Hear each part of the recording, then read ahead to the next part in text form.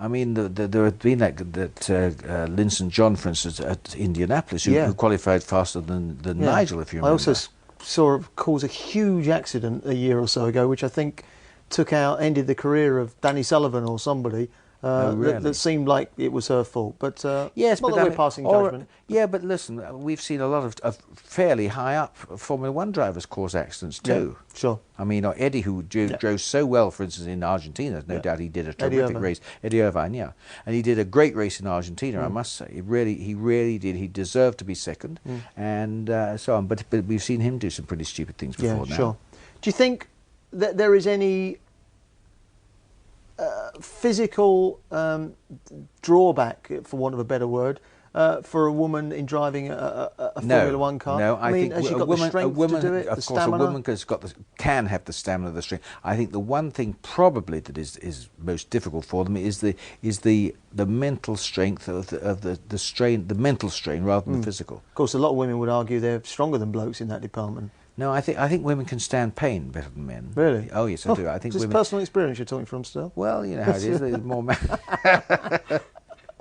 But no, I have a great respect for women. Actually, I must say. Me too. After all, I love them. On my third marriage, so I've learned a bit. I mean, I think they're strong enough. I mean, my wife's built like one of those Russian shot putters. You know, she looks like an East European hammer thrower. She'd be.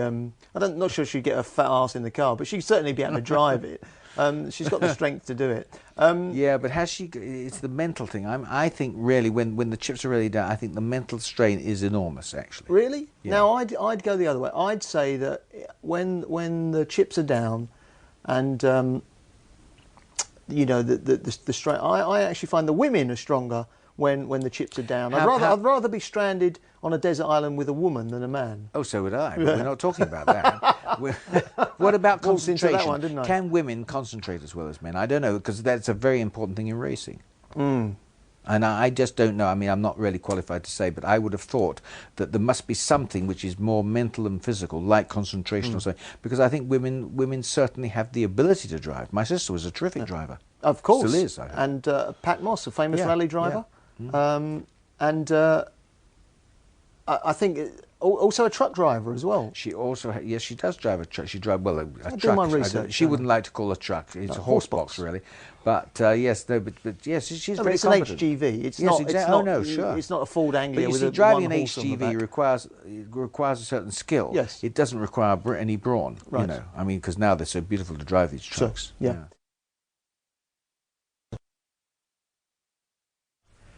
Well, we're back in familiar territory, the centre of London, smack bang in the centre of London. Not too many people live around here, but the bloke sitting next to me does. Stirling Moss, of course, our old friend and a regular on the programme. Stirling, since we talked last, the Formula One season has started. Had a few races so far. What's the verdict to date? Yeah, no, I think we've seen, up till now, we've seen quite an interesting race, particularly, of course, in Argentina. I think that the Stewarts have done a lot better than I thought they would. I think he's got together very much better than anybody thought that early, I think. I think that poor old Damon is still trying hard. I think the great thing for Damon is I think he's got a very good backing, I think, because Walkinshaw's a winner, without a doubt. And I think that Damon is much more relaxed. I mean, if you see Damon and hear what he's got to say, he's very much more relaxed, even though he isn't being successful yet. Isn't that because it's all over for Damon and yeah, he's well, it just makes sitting it back easier, and doesn't it? counting the money? Sure. Yeah, but the point is that I think that when the pressure's off him, now we can see his father's type of personality coming forward, which is good, because there's no doubt that Damon was nothing like his father, nothing like the sparkle his father had, and I think now he's beginning to get that sparkle. He's making some very good remarks.